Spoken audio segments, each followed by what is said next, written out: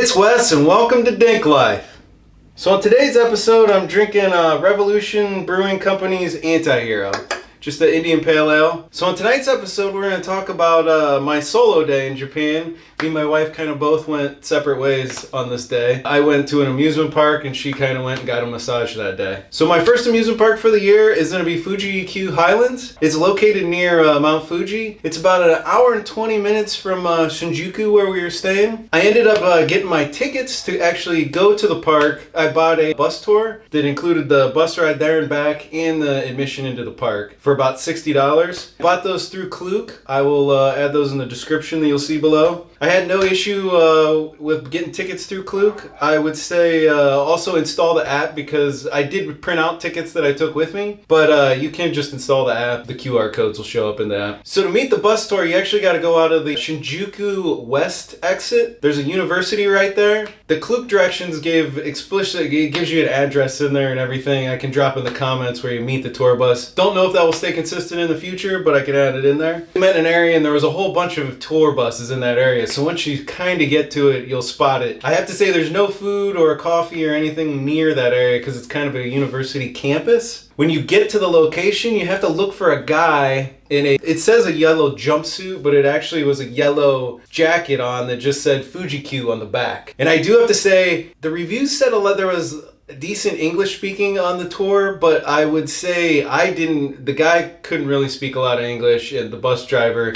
And then everybody that was actually on the bus with me was around their early 20s. I would say I was the oldest person there. Not that there was a huge deal or anything. Also, when you get on the bus, make sure you look there. I did not notice this when I got in because nobody could speak English to me, but there's actually assigned seats. So I sat in the wrong seat, and then I had two young girls come over to me and kind of giggle, and they couldn't really speak to me and kind of pointed to me, and then I realized I was in the wrong seat and moved up forward. Also, when you get your assigned seat is the same seat there and on the way back. And the bus actually, at least from when I went, the bus stayed there the whole day. So it's the exact same bus you ride there in and out. Once you get onto the bus, it leaves at 7. Get there on time because everything there pretty much leaves on time. And if you're late, you'll miss the bus and you won't even get your ride there. The bus ride was an hour and 20 minutes from there. It was a pretty easy ride. The bus did not have a bathroom on it, so if you need to go before, make sure you go in advance. So on the bus ride there, I have to say it's actually a very beautiful ride through the mountains up to Mount Fuji. Once we got up to Mount Fuji, it was much colder since it was March, and there was maybe like a 1.5 inch of snow on the ground. It was actually melting pretty quick because it was pretty warm there, and I don't actually think they get snow a lot, at least it didn't seem to me. So once we got up to the park, we got off the bus, and you could actually see guys up on lifts on the roller coasters, and they were the brooms actually brushing off the roller coaster hills just to try to get the snow to thaw quicker. Once you get off the bus, you walk up to a Fuji Q entrance, which you walk through a huge store, and then it kind of weaves through an area with these dog figures, which I'll put a couple pictures up here. I don't know where the characters actually come from or what reference cartoon they're from. You kind of walk through a cute little path that has like a little European look to it, and then you weave down to the front of the park. Kind of weave through this path though, and then you'll get down to the entrance of the park. And then when you actually get there, the bus driver gives you a QR ticket that you actually have to go over to a kiosk where you scan your ticket. It had instructions on English how to do it, and the kiosk also had English. So you basically scan this like temporary ticket they give you, and it actually prints out a ticket that you go up and then wait in line at the gate. When you got there, we ended up getting to the park it was just a little bit before 9. The park opened at 9 that day, so I was in line for the park to open its gates. This was one of the first times I've ever had to do this in an amusement park. Once you got up to the gate, you scanned your ticket, and then you had to take your mask and any hat off that you had on and do a face scan. And then they used that on every ride through the park through the day, and when you go up to get on the ride, you scan your face and it verifies that you were a customer in the park. Not much was open at this time, and since there was so much snow, they were clearing off the pass. A reason I said I don't think they get much snow there is a lot of the 20-year-olds that were going into the park, they seemed very excited about the snow. They were picking up, making snowballs and having snowball fights. And even in the center of the park, they were all out there since no rides were really getting kicking yet. They were out there making snowmen outside. But I kind of followed the crowd, and they have a haunted house there at Fuji-Q. It's a walkthrough event. You had to pay extra on the side, which I didn't actually know about. I thought it was included in the ticket. Wasn't too expensive. I mean, I kind of wanted to do it while I was there. The only problem was is since I was by myself, the only way to get into the haunted house is you have to buy a spot for 3 people, which a 3-person spot was around $25, so not a bad price if you have a full 3 people. But since I was going solo by myself, it was a little on the pricey side. When I actually got down to it though, one thing about the haunted house is you go up to a kiosk screen, you can use your credit card to buy the ticket at the machine, and then you buy a time slot. So right then you gotta pick the time slot you want for the haunted house. So I ended up picking the first time slot that was available, so I only had to wait about 10 minutes to get into the next queue for the ride. The ride seemed to have got, like when I got off the ride, or out of the haunted house, it was extremely busy, the line. If you wanna go and do the haunted house, I would do it early in the day. It does sell out for the whole day. My experience in this haunted house, I thought it was a really cool experience. There wasn't a lot of actors inside the ride. It is actually a full 40-minute haunted house. I think it took me, it was around 35 minutes to go through it. So a pretty long event. Go in, and it was kind of funny because they bring you into a room, you watch a little movie. It was all in Japanese. I couldn't understand any of it, but it's kind of has like almost like a Ring type feel with the girl with the long black hair. You sit in a room with the other people at that time slot with you, and then they kind of have individual rooms for each group, and you go sit in those rooms and they have a pre-show. So, and then after that they let everybody out of the pre-show into the haunted house, and they stagger you out so you never run into those people really.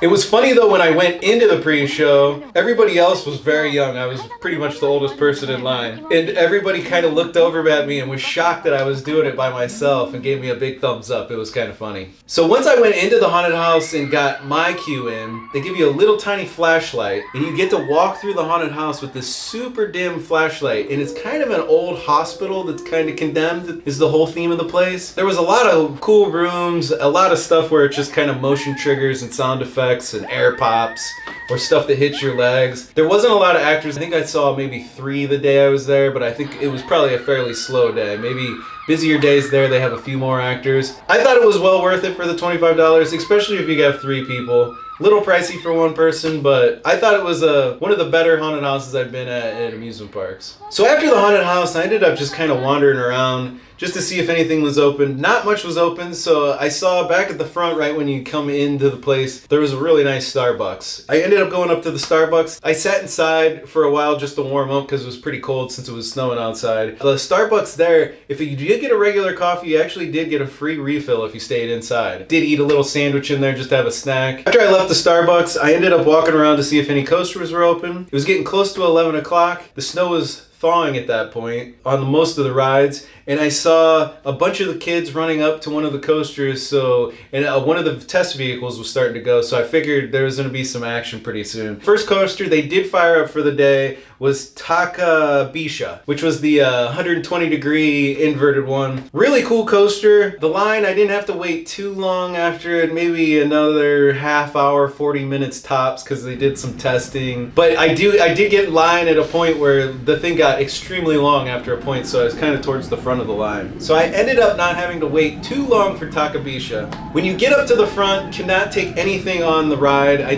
think this one they did check you with metal detectors before you got on. On all the coasters there, you would lock all your stuff into a locker, and then you had a wristband with a key that you wore while you rode the roller coaster. Overall, the ride was amazing. It has a really cool little beginning. You kind of dip with a little hill out of the entrance, and then it goes into a magnet launch. You do a bunch of loops and whatnot, and then halfway through, it does another one where it takes you straight up almost a vertical hill, and then you do the 120 degree inverted hill. Right after I got off that roller coaster, I saw Fujiyama was starting up their older, I guess like super mega coaster. So I ended up running over there. It did already have, I want to say, close to a 2-hour wait. So the lines on some of these got insane because they really didn't have a whole lot of rides going. That ride I ended up going over, and I got a fast pass for that ride, which right at the entrance of the ride, there's a little kiosk and you could buy a fast pass ticket. I want to say it was about $12 for the fast pass ticket. Got me pretty much on the ride instantly, and I actually got lucky and got a front seat on the coaster. I thought overall the coaster was super smooth, really fun. It was a really long coaster too. Kind of reminded me of like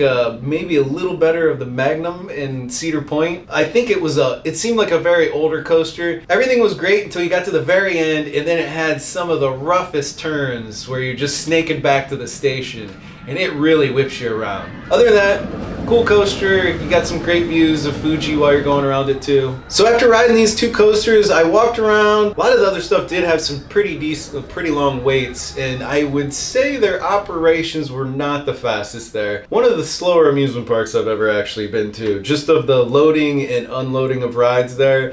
Most of them ran a few coasters, but just the unloading and loading was extremely slow at Fuji-Q. I ended up going over though, and the Ferris wheel had no line. It was pretty much a walk-on. One thing I thought interesting about their Ferris wheel there is you can actually take your dog on the Ferris wheel. Never seen that at an amusement park. Kind of cool. And then I did walk around. They did have some of their water rides running, which I haven't been to a lot of places that run their water rides when it's cold out. And it was kind of neat. They actually have plexiglass covers over the top, so you could ride the water ride and actually not get wet inside. Ended up walking around. I found a lunch place. It was basically just almost like a pork tenderloin, but a smashed out chicken patty. It was huge. I think it might have been 2 breasts hammered out. Breaded, and then they had them in different flavors. It was called Coco chicken. It was really good. It was actually way too much food. Oh, when ordering your Coco chicken, you do have to order the Coco chicken out of a vending machine, very similar to the ramen place that we talked about earlier. Basically just match up what you want to eat to the vending machine. There's no English, order your food, and then you take your ticket over to the lady at the counter. She gave you a little buzzer, and then you just basically went down and sit at a bench, and it took, I don't know, 5 to 10 minutes, and they made up your Coco chicken fresh for you. I did walk around. There are different food courts